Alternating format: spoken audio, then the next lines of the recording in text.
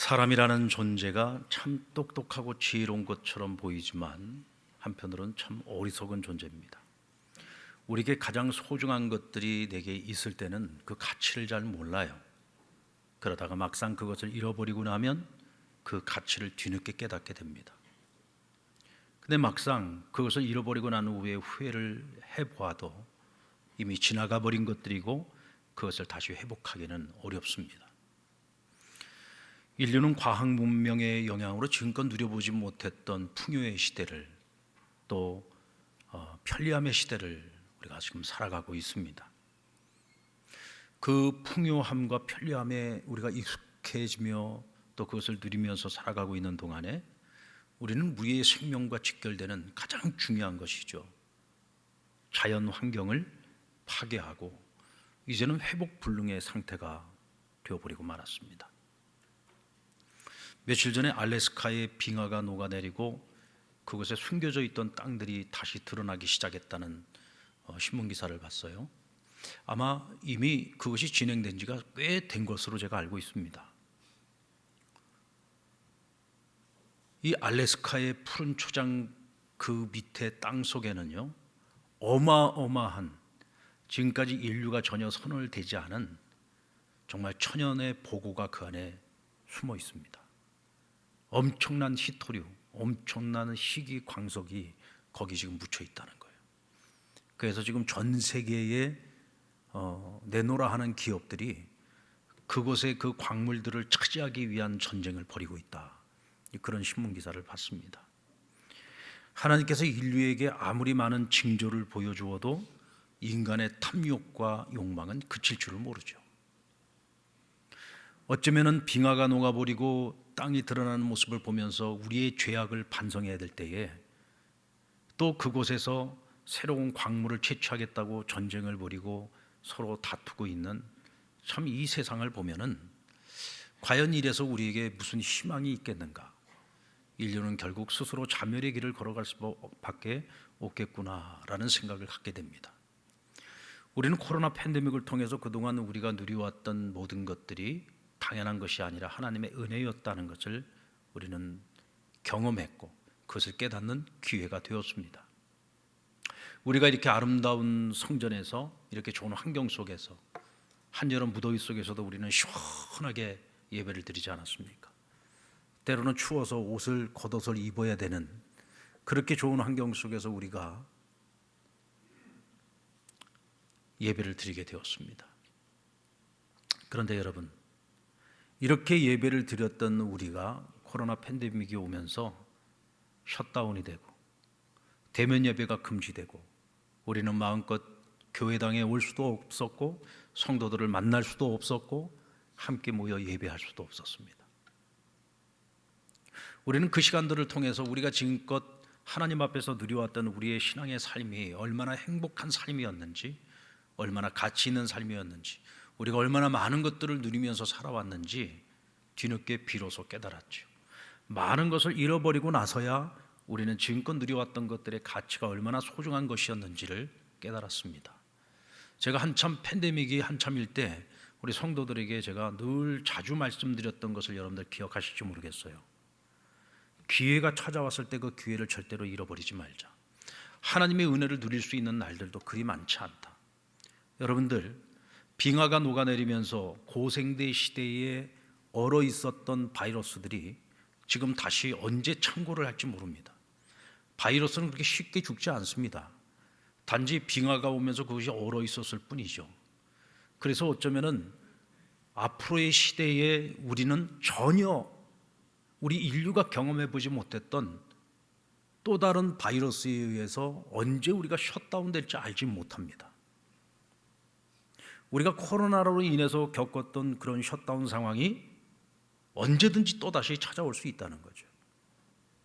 우리는 코로나만 끝나면 모든 것이 회복될 줄 알았습니다. 그런데 코로나만큼이나 무서운 또 하나의 바이러스가 터졌잖아요. 저 러시아의 푸틴 바이러스가 온 세계의 평화를 다 깨뜨리고 지금 온 세계를 지금 다 경제적으로나 모든 면에서 어렵고 힘들게 만들고 있지 않습니까? 앞으로 어떤 바이러스가 우리 주변에서 어떻게 터질지 우리는 알 수 없고요. 지금껏 누려왔던 것들을 또다시 우리는 다 내려놔야 되는 그런 상황에 올 수 있습니다. 그러니까 열려 있을 때, 할 수 있을 때, 가능성이 있을 때, 우리가 누릴 수 있을 때 우리는 열심히 배워야 되고 열심히 누려야 되고, 그래야 나중에 언젠가 셧다운이 되더라도 우리의 신앙을 스스로가 지켜나갈 수 있는 것입니다. 그때가 지나가고 난 후에 우리가 아무리 후회를 해도 소용이 없어요. 열려 있을 때를 우리는 절대로 놓치면 안 됩니다. 이 기회를 잃어버려서는 안 되죠. 그래서 우리는 더욱더 모이기를 힘써야 되고, 성전 예배를 더욱더 회복하기 위해서 사모하고 노력해야 되고, 말씀을 배우기 위해서 더욱 힘쓰고, 그리고 함께 모여 기도하기를 힘쓰고 성도들 간의 사랑의 교제를 더 열심히 해야 되는 것입니다. 언제 이 모든 것들이 스톱 될지 몰라요.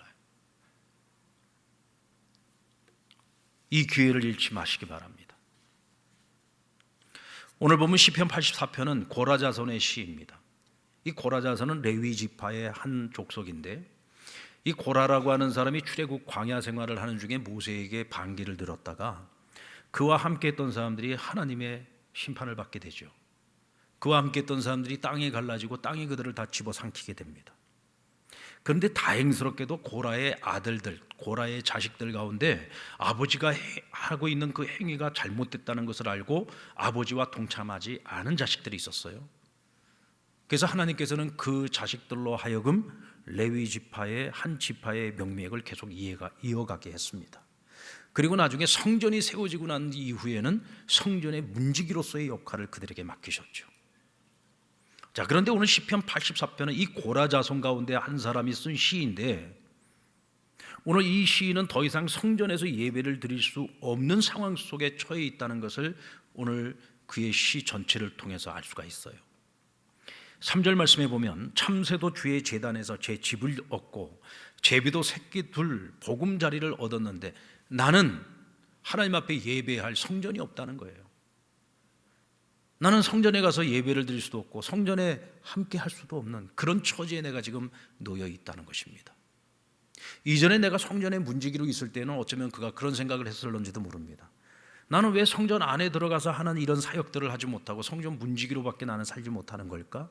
어쩌면 자신이 성전의 문지기로서 살아가는 것이 내 인생에 어찌 보면은 참 초라하다라는 생각도 했을런지 모릅니다. 그런데 여러분, 막상 하나님의 성전에 머물 수도 없고 하나님의 성전에서 예배를 드릴 수도 없는 처지가 되고 보니 성전의 문지기로 살았던 내 인생이 얼마나 가치 있고 소중한 삶이었는지를 깨닫는 거죠. 모든 것을 잃고 나니 그가 성전을 더욱더 사랑할 수 있게 되었고 성전을 더욱더 사모하는 마음을 가질 수 있게 된 것입니다. 그런 의미에서 시인은 성전을 사모하는 이에게 주어지는 세 가지 복에 대해서 노래를 하고 있고 오늘 우리에게 가르치고 있습니다. 먼저 시인은 주의 집에 사는 자들이 복이 있다고 노래합니다. 4절 말씀에 보면 주의 집에 사는 자들은 복이 있나니 그들이 항상 주를 찬송하리로다. 여러분들, 우리가 이렇게 함께 모여서 하나님을 찬양하는 것이 복이라고 생각하십니까? 복이라고 생각하십니까? 그렇게 생각하는 그 자체가 복이 있는 겁니다. 뭐 늘 우리는 찬송하고 사니까, 우리는 늘 예배하고 사니까, 우리가 예배를 드릴 때마다 내가 예배자의 이 자리에 내가 있을 수 있다는 것이 얼마나 큰 은혜고 축복인지를 알지 못한다면 우리가 암만 많은 예배를 드린다고 해도 그 예배는 우리에게 아무 의미가 없는 거죠. 예배는 하나님을 만나는 것이고, 예배는 이 예배를 통해서 내가 하나님께로 나아가는 것이고 주를 의지하는 것이죠. 이것이 얼마나 큰 은혜고 축복입니까? 오늘 우리가 그것을 가치를 아는 것이 복이라고 오늘 시인은 말하고 있습니다.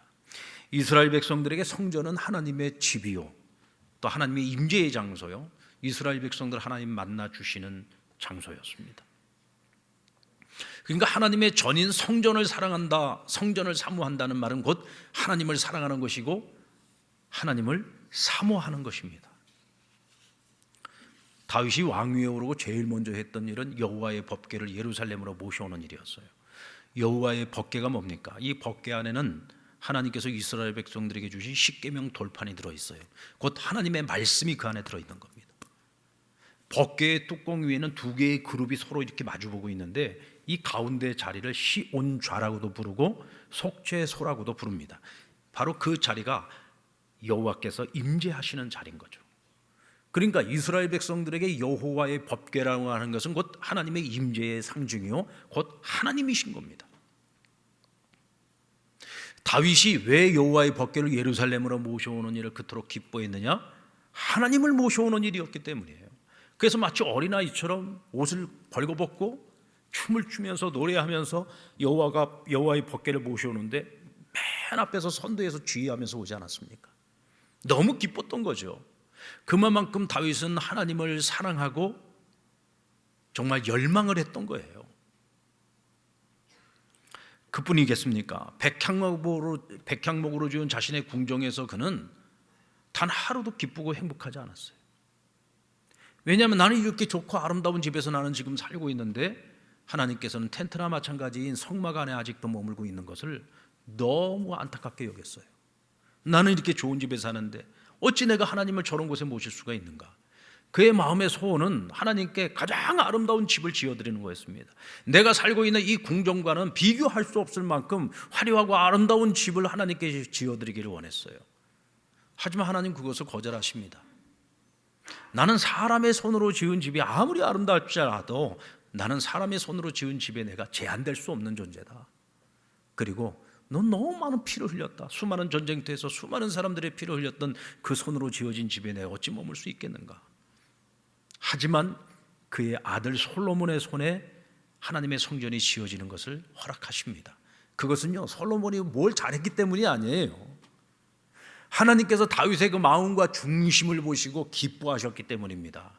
하나님을 사랑하는 마음, 하나님을 열망하는 마음, 사모하는 마음, 그 마음을 귀하게 여기셨기 때문에 내가 너의 손은 아니지만 너의 아들의 손으로 지어진 성전에 내가 머물 것이고 그곳에서 내 백성을 만날 것이다. 하나님이 약속해 주셨습니다. 다윗은 비록 내 손으로 지어지는 성전은 아니었지만 아들 솔로몬이 왕위에 오르면 제일 먼저 성전부터 건축할 수 있도록 모든 준비를 다윗이 다 했어요. 자신의 전 재산을 다 갖다 바쳤습니다. 스스로가 자원해서 먼저 본을 보였습니다. 그러자 모든 관원들 그리고 백성들이 전부 자발적으로 자원해서 하나님의 성전을 지을 재료들을 다 갖다 바쳤습니다. 솔로몬이 한 일은 아버지가 해놓은 거 가지고서 성전을 건축한 것밖에 없어요. 심지어는 성전 설계도까지 전부 다윗이 다 마련했던 겁니다. 할렐루야. 하나님을 사랑하는 다윗의 그 마음, 하나님을 사모하는 다윗의 그 마음은요 추상적인 것이 아니었어요. 여러분 사람이요 말로 사랑한다 이거 못할 사람이 누가 있겠습니까? 여러분들 원래 바람 피우는 사람들이 집에서는 그렇게 사랑한다 한다 그래요. 왜 그럽니까? 밖에서 못된 짓 하니까 안에서 그거를 숨기려면은 해야 되는 거죠. 그래서 아내가 생각할 때는 내 남편이 나만 사랑한다고 생각하도록 만드는 거예요. 그래서 사랑한다 그러면서 뒤통수 치고 밖에 나가서는 딴짓하는 거죠. 여러분 다윗은 하나님을 사랑하는데 그렇게 하잖아요. 이중적으로 하지 않았어요. 온 몸과 마음과 정성을 다해서 내 것을 생각하기 전에 먼저 하나님의 것부터 먼저 생각을 했습니다. 자기중심적인 것이 아니라 그는 언제나 하나님 중심이었고요. 자신의 모든 것을 다 들여서 하나님을 사랑했습니다. 이게 진짜 사랑인 거죠. 말로만 하는 사랑은 사랑이 아니죠. 내가 사랑하는 것 같다라고 생각하는 것과 진짜로 내가 사랑하는 것은 달라요. 그럼 그가 그 사람을 사랑한다는 걸 어떻게 알 수 있느냐? 자기를 전부 다 바쳐서 사랑하는 것이 진짜 사랑인 거죠. 여러분 남편이 아내를 사랑하고 아내가 남편을 사랑하고 부모가 자식을 사랑할 때 그렇게 하지 않습니까?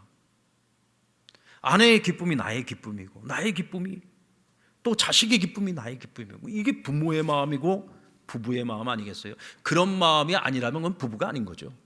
그냥 부부로서 살고 있기는 한데 진정한 부부의 마음은 아닌 겁니다. 진짜 부부는 그런 마음을 가져야 되는 거예요. 내 이웃을 내 몸과 같이 사랑하라. 평생을 부부로 같이 살아가면서 서로가 그렇게 사랑하지 못하면 그게 무슨 부부입니까? 남보다도 못한 거죠. 그게 진짜 사랑인 거예요. 다윗은 그렇게 하나님을 사랑했습니다. 그러니 하나님께서 이 다윗을 사랑하지 않을 수가 없어요. 당대에 그에게 복을 주셨을 뿐만 아니라 그가 다스리는 나라를 축복해 주셨고 또 그 후손들을 축복해 주시지 않았습니까? 여러분, 그의 아들 솔로몬이 나중에요, 하나님 주신 지혜를 가지고 정말 세상에서 가장 유명한 왕이 되었고 또 모든 사람들로부터 정말 부러움을 사는 그런 왕이 되었죠. 그런데 그 부러움을 가지고서 무슨 짓을 저질렀습니까? 온갖 이방 여인들을 갖다가 아내로 삼아가지고 우상 숭배를 그 인생 마지막에 얼마나 많이 저질렀습니까? 어쩌면 하나님께로부터요 가장 큰 벌을 받아야 될 사람 중에 하나가 솔로몬이에요. 그렇게 은혜를 많이 받았으면 은혜에 합당한 삶을 살아야 되는데 은혜의 정반대의 삶을 살았던 거죠. 그런데도 하나님께서 솔로몬을 벌하지 않았어요. 당대에 벌하지 않았습니다. 그 이유는 하나님께서 다윗과 한 약속이 있었기 때문이에요. 다윗을 생각하고 다윗과의 약속을 생각해서 하나님이 솔로몬을 처벌하지 않았던 것입니다. 그만큼 하나님께서 다윗을 사랑하셨고 다윗을 축복하셨던 거죠. 여러분, 하나님의 성전을 사랑하십니까? 하나님의 성전을 사모하십니까? 그래서 우리는 성전 중심의 삶을 살아가는 거예요. 함께 성전에 모여서 하나님 앞에 함께 모여서 하나님 앞에서 성전에 예배를 드리는 것이고, 성전에서 함께 모여서 우리가 같이 성경 공부도 하고 함께 기도도 하고 하나님을 찬양하기도 하고 또 성전에 모여서 함께 성도들과 사랑의 교제를 나누고. 사실 여러분, 누가 교회입니까? 내가 교회고 우리가 교회예요. 사람이 교회인 겁니다. 근데 사람들이 함께 모일 수 있는 곳이 없으면 어떻게 같이 모여 예배를 드릴 수가 있어요? 그래서 하나님께서 우리에게 성전을 허락해 주신 겁니다. 이 성전에 하나님께서 임재하시고 이 성전에서 우리 공동체의 예배를 기뻐 받으시면서 예배 가운데 우리에게 은혜를 주시는 것이고, 예배 가운데에서 우리를 치유해 주시는 것이고, 예배하는 가운데 한 주간을 살아갈 수 있는 새로운 영적인 힘을 하나님께서 우리에게 공급해 주시는 거예요. 지혜를 주시는 것이고요. 그래서 성전 예배, 공동체 예배, 함께 모여서 예배하는 이 자리가 너무나 귀하고 존귀한 것입니다. 여러분, 우리는 지금 그 모든 것들을 누리고 있습니다만은 저 북녘 땅에 있는 지하교회 성도들을 생각해 보십시오. 그들은 성전이 없어요. 성전이 없으니까 함께 모여서 공동체 예배를 드릴 수가 없습니다. 함께 찬양을 할 수도 없고 함께 예배하고 함께 기도할 수도 없고, 늘 홀로 아무도 없는 곳에 가서 산에 들어가서 아니면 자기 방에서 이불을 뒤집어 쓰고 혼자 그렇게 예배를 드려야 되는 거예요. 그들에게 있어서 우리 한국교회 성도들이 얼마나 부럽겠습니까? 우린 지금 이 좋은 것들을 다 누리고 있으니까 이것의 소중함을 잘 모르는데, 그들에게는 인생을 살아가면서 평생을 저 북녘 땅에서 살면서 단 한 번도 제대로 된 예배를, 성전 예배를 한 번도 못 드려봤단 말이죠. 예전에 모퉁이 돌 이상 목사님이 평양을 방문을 했을 때 호텔에 들어가는데 웬 늙은 할머니 한 분이 오더니 목사님 손을 딱 잡으면서 손에다 뭘 쥐어주더래요. 그러면서 짧게 말을 하고 빨리 지나가는데, 목사님, 저 기독교인입니다. 제가 평생 하나님 앞에서 교회 가서 예배를 한 번도 못 드렸습니다. 하나님 앞에 예배 드리면서 헌금을 드리고 싶은데 내가 헌금을 드릴 곳이 없어서 차곡차곡 모아놨다는 거예요. 이 모아놓은 것, 이게 북한 돈이긴 하지만 이거 한국에 가시면 꼭 예배 시간에 성전에 드려달라고. 여러분, 성전이 없고 공동체 예배가 없으니까 이 할머니가 전쟁이 나고 38선이 다쳐서 남쪽으로 내려오지 못했으니까 기독교인인데 예배를 드리고 싶은데 평생을 북녘 땅에서 예배를, 공동체 예배를 한 번도 못 드린 채 그냥 자기 신앙만 가지고 살아왔던 거예요. 홀로 예배를 드리면서 그래도 내가 하나님 앞에 헌금을 드려야 되는데, 그러면서 그것들을 차곡차곡 쌓아. 여러분, 그 북한 돈 한국에다가 헌금해가지고 그거 쓸 수 없는 돈이잖아요. 하지만 하나님께서 그 할머니의 마음을 기뻐 받으시고 그 예물을 얼마나 기쁘게 받으셨겠습니까? 여러분들이 예배 시간에 헌금 드릴 수 있는 것도 축복의 줄로 믿으시기 바랍니다. 성전이 없으면, 이 공동체 예배가 없으면 여러분들 어디에다가 헌금을 할 거예요? 우리가 여러분 구제를 하는 것과 가난하고 어려운 이들에게 내 손을 펼쳐서 나누고 베푸는 것하고 헌금을 드리는 건 다른 거예요. 헌금은 하나님께 드리는 것입니다.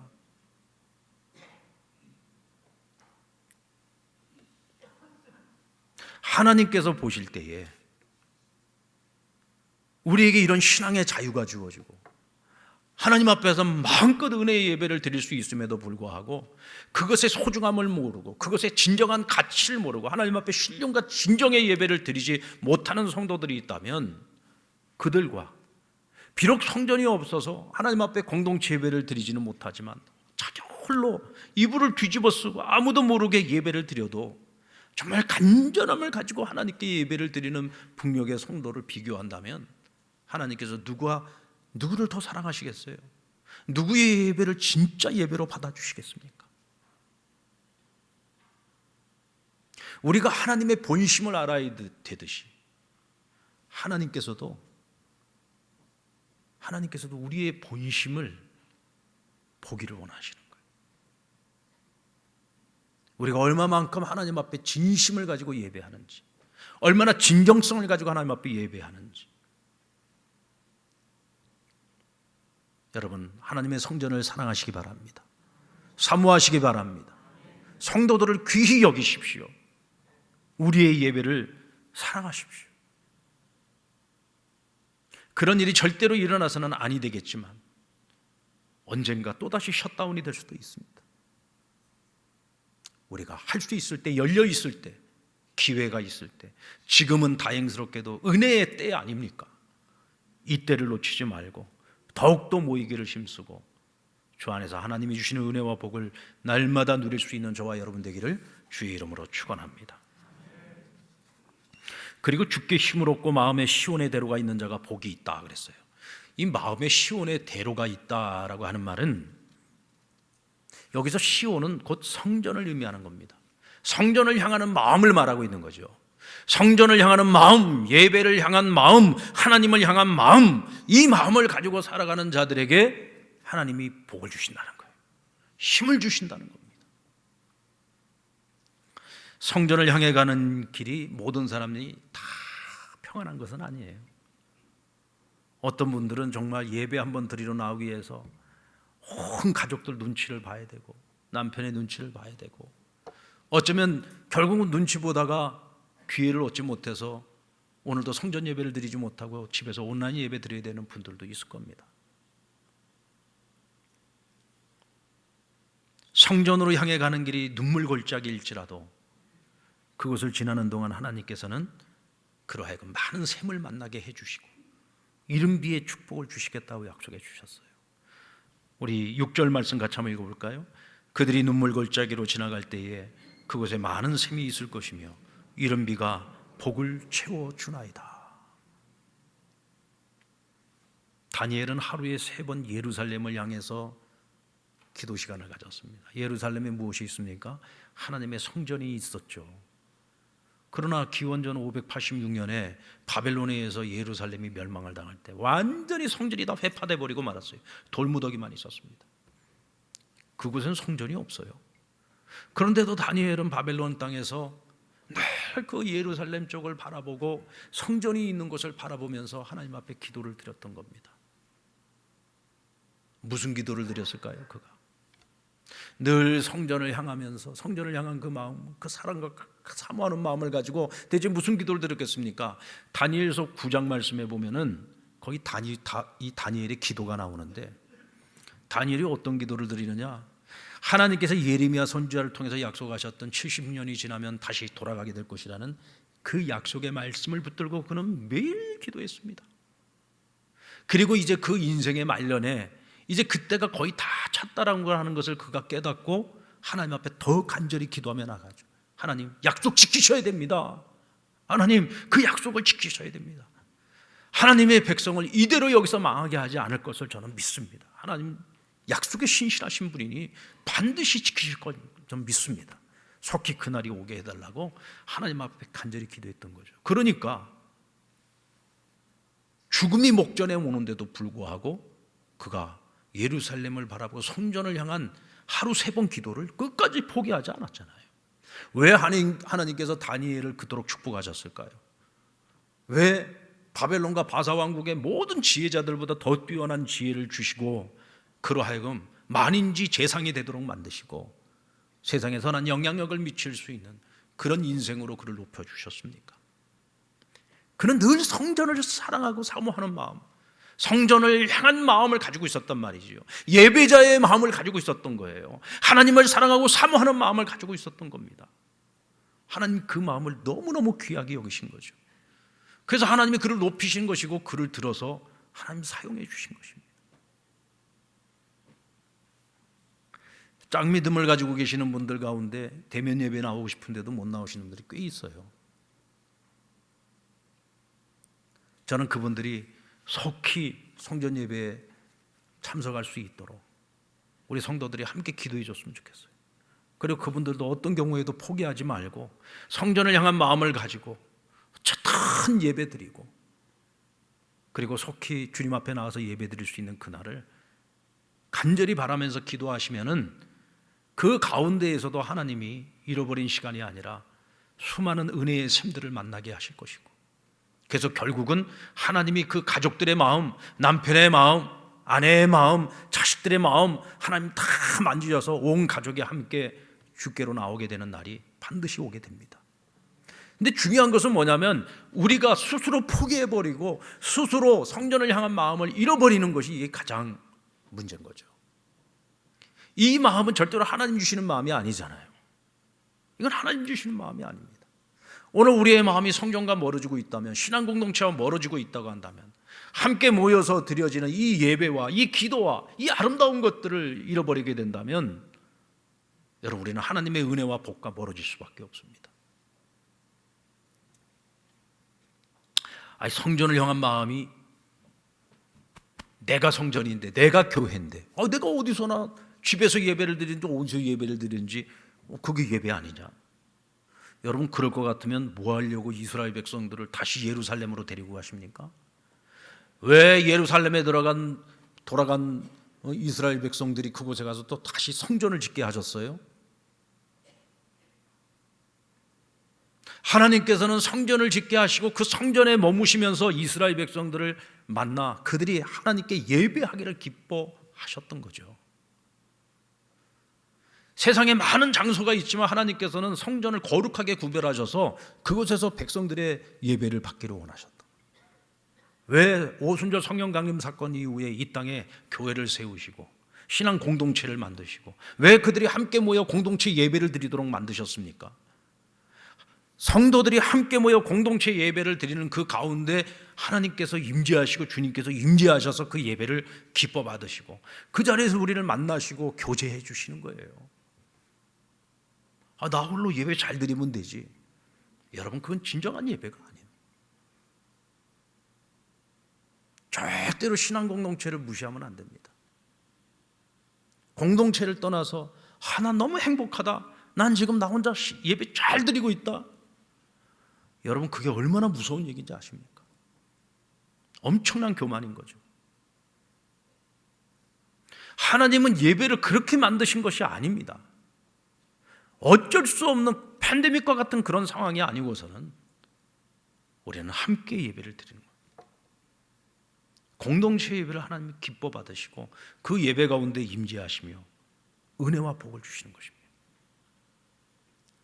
그리고 주를 의지하는 자는 복이 있다고 노래합니다. 11절 말씀에 보면 하나님은 주께 의지하는 자에게 해요 방패가 되시고 은혜와 영화를 주시고 좋은 것을 아끼지 아니하시겠다고 했어요. 누구에게요? 주를 의지하는 자. 이스라엘은 이 약속의 복을 누리지 못했어요. 왜냐하면 하나님을 의지하지 않았거든요. 하나님의 백성인데 하나님을 의지하지 않고 무엇을 의지했어요? 자기들이 가지고 있는 힘을 의지했고 이방 민족을 의지했어요. 자기들의 우방을 의지했습니다. 우리로 말하면 미국이 우리를 지켜줄 거라고 생각하는 거죠. 이웃 국가들이 우리를 지켜준다고 생각하는 겁니다. 천만의 말씀입니다. 여러분들, 원래가 가까이 있는 우방이 제일 무서운 적이에요. 그래서 우방은 멀리 있는 나라를 우방으로 삼아야 된다. 그런 면에서 보면 우리나라가요, 미국이 우방인 것은 고마운 일입니다. 왜냐하면 멀리 있는 나라는 절대로 와서 우리를 삼키지 않아요. 왜냐하면 삼켜도 그거는 계속해서 유지하기가 어렵거든요. 그래서 가장 가까이에 있는 중국이나 일본과 같은 나라들, 또 저기 북쪽에 있는 나라, 이게 제일 위험한 나라예요. 왜냐하면 그 나라들이 우리를 삼키우게 되면 바로 옆에 붙어 있기 때문에 계속해서 지배를 할 수가 있거든요. 그래서 원래 우방은 가까이에 있는 나라 민족이 아니라 가장 멀리 있는 곳에 있는 나라. 그래서 우리가 어려울 때는 언제든지 도와주고 다시 돌아갈 수 있는 나라를 우방으로 삼아야 되는 거예요. 결국은 남유다와 북이스라엘이 그들이 의지했던 우방들에게 버림당하고 결국은 그들에 의해서 멸망을 당하지 않았습니다. 하나님께서 선지자들을 통해서 그렇게 돌아오라 회개하라 어진듯이 회개하고 돌아오면 다시 관계를 회복하시겠다고 하나님께 선지자들을 통해서 얼마나 오랜 시간 동안을 말씀하시고 기회를 주셨습니까? 끝까지 말 안 들었습니다. 교만한 백성들, 목이 곧은 백성들, 결국은 나라가 망해버렸어요. 망하고 난 후에 후회했지만 이미 소용없어요. 나라는 다 부서져 버렸습니다. 다 망가져 버렸습니다. 황무지가 되어버렸죠.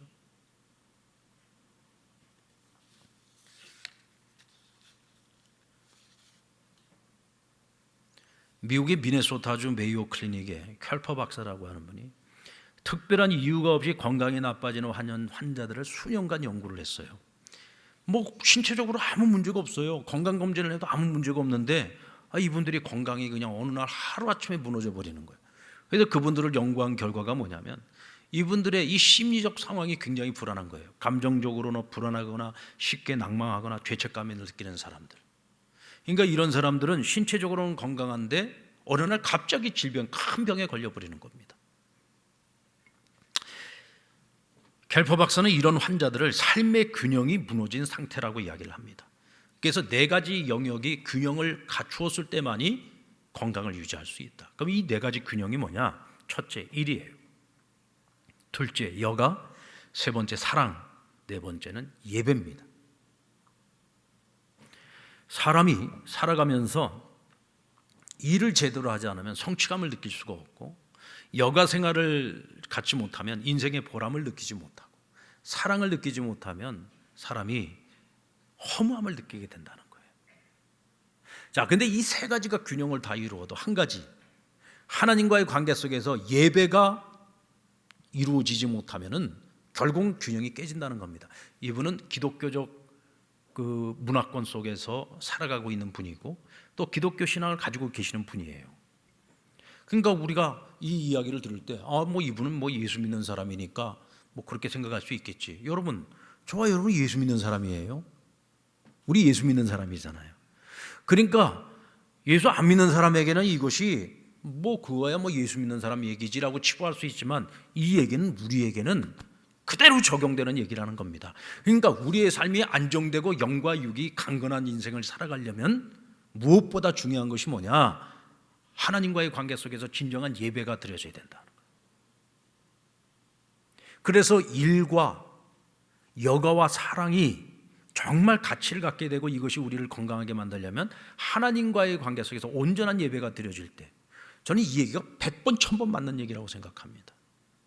여러분들 우리 예배 생활이 무너지면은요, 여러분들 범사가 잘 될 것 같습니까? 요한 3서 2절 말씀에 보면은 내 영혼이 잘 된 것 같이 범사가 잘 되고 강건하기를 간구하노라 그랬어요. 영혼이 잘 돼야 범사가 잘 되는 거예요. 영혼은 잘못되어져 있는데 범사만 잘 되고 있다. 이 범사가 잘 되는 것이 과연 축복이 될까? 아니요. 오히려 이것이 재앙이 될 수도 있습니다. 우선순위가 분명해야 돼요. 먼저는 영혼이 잘 되는 것입니다. 하나님과의 관계 속에서 우리의 예배 생활이 온전함으로 하나님 주시는 은혜와 축복, 영적인 복을 누릴 때 비로소 우리가 세상에 나가서 하는 모든 일들이 형통할 수 있는 것이고 그것이 내게 복이 되는 거예요. 이때 우리가 영적으로도 건강해지고 정신적으로도 건강해지고 우리의 삶 자체가 건강해지는 것입니다. 할렐루야. 우리가 왜 예배를 드려야 됩니까? 예배는 하나님이 기뻐 받으시는 거니까, 또 신앙인의 가장 기본 행동이니까, 기본 행위니까, 뭐 그것도 다 합리적인 이유입니다만은 사실 우리가 개인적으로 생각을 해보면, 여러분들 오늘 하나님 앞에 나와서 예배 드리세요? 한 주 내내 우리가 그리스도인으로서 그리스도인답게 하나님의 뜻에 합당하게 살려고 노력하고 애썼지만 세상살이 만만치 않죠. 주일날 들었던 말씀 가지고서 한 주간을 살아보려고 했지만 여지없이 무너지잖아요. 그래서 우리는 한 주간 동안 또 많은 상처와 우리의 마음과 심령이 많이 지쳐있는 가운데 주님 앞에 나오는 거예요. 그래서 오늘 우리는 이 예배를 통해서 다시금 나의 모든 연약함, 나의 지나간 모든 허물들을 다 주님께 맡기고 다시금 주를 의지하기 위해서 이 자리에 나오는 겁니다. 주를 의지하기 위해서, 주님을 의지하기 위해서. 하나님, 내가 옳은 길을 걸어갈 수 있도록 저 좀 도와주세요. 저 좀 도와주세요. 제가 한 주간 살아가면서 또다시 세상에 흔들리고 요동치는 인생이 아니라 주의 말씀에 붙들려서 살아갈 수 있는 인생, 주를 바라보고 오직 주만 의지하며 살아갈 수 있는 인생 살아갈 수 있게 해달라고, 주께 나를 온전히 의지하기 위해 이 자리에 나와서 지금 우리가 예배하고 있는 것 아닙니까? 근데 너무 감사한 것은 주를 의지하는 자들에게 하나님께서 해가 되시고 방패가 되시겠다고 했어요. 여러분, 우리가 해 없으면 살 수 있어요, 없어요? 우리 해 없으면 다 얼어 죽습니다. 우리에게 해가 되어 주신다는 것은 하나님 우리에게 생명이 되어 주신다는 거예요. 방패가 되어 주신다. 어떤 세상의 해가 우리에게 다가와도 다 막아 주신다는 겁니다. 우리에게 은혜와 영화를 주시고 우리에게 그 어떤 것도 아끼지 아니하시겠다고 약속하셨어요. 주를 의지하는 자에게 하나님은 그 무엇도 아끼시지 않습니다. 여러분, 그런데도 주를 의지하지 않을 겁니까? 마음대로 하세요. 아니, 이렇게 복을 약속해 주셨는데도 불구하고 나는 막 세상이 더 좋고 난 내가 가진 것 의지하고만 살아도 나는 내 삶이 그냥 프리패스고, 나 굳이 내가 주만 의지하자, 주만 의지한다고 떡이 나오냐 뭐가 나오냐, 그럼 그렇게 사세요. 제가 분명히 장담하는 것은 이건 주를 의지하는 자에게 하나님께서 약속하신 거예요. 내가 그에게 해가 될 것이고, 내가 그에게 방패가 될 것이고, 은혜를 줄 것이고, 영화롭게 할 것이고, 내가 그에게는 어떤 것도 아끼지 아니하시고 복을 주시겠다는 거예요. 바라기는 우리 상남교회 살아가는 모든 성도들이 성전을 사랑하고 사모하며 성전을 향한 마음을 늘 가지고 예배를 사모하시고 늘 주를 의지하면서 살아가시기 바랍니다. 오늘도 예배하는 이 자리에서 주를 의지할 때 하나님께서 우리를 위로해 주시고 우리를 격려해 주시고 우리에게 힘을 주시는 거예요. 우리는 예배를 통해서 그것을 또 받아서 한 주간을 주님이 약속하신 그 은혜와 복을 누리면서 우리가 살아갈 수 있는 것입니다. 사랑하는 여러분, 금주간 성전을 더 사랑하십시오. 성전을 더 사모하십시오. 지금 교회는 안 나오시는데 어느 성도님 한 분이요, 자기는 늘 정병산 꼭대기에 올라가가지고 늘 우리 상남교회를 바라보면서 기도하신대요. 근데 교회는 안 나오셔. 그래서 내가 그럼 산꼭대기에서 그럼 무슨 기도를 하냐 그랬더니 하나님께도 기도하고 부처님께도 기도하고 그냥 온갖 신들에게 기도를 한다. 그 내가 참, 그래도 제가 한 가지 기특하게 생각한 거는 상남교회를 바라보고 기도를 한대요. 그래도 이분 마음에 성전을 사모하는 마음은 있구나. 그래서 제가 근데 부처님 이름으로는 기도하지 말라고, 그 예수 이름으로만 기도하시라고. 아직 신앙은 없는 거죠. 그러면서도 한편으로 생각해 보니까 근데 우리 교인들 가운데 어쩌면 이분만큼도 하나님 성전을 사모하지 않는 분들도 있을 수 있겠구나. 저는 그런 분이 한 분도 없었으면 좋겠어요. 이 은혜의 때를 절대로 놓치지 마시고, 오늘 이 자리에 함께 하지 못하고 오늘 가정에서 온라인으로 지금 예배를 하고 있는 성도님들, 피치 못할 사정이라면 어쩔 수 없습니다만, 그러나 그렇지 않으면 성전을 사모하고 이 예배의 자리로 나오십시오. 지금이 때이고 지금이 기회입니다. 이 때를 놓치고 난 이후에 언젠가는 내 신앙 내 스스로가 지킬 수도 없는 그날이 올 수도 있습니다. 그날이 오기 전에 주께로 나올 수 있는 우리 사랑하는 모든 성도들이 되시기를 주의 이름으로 축원합니다.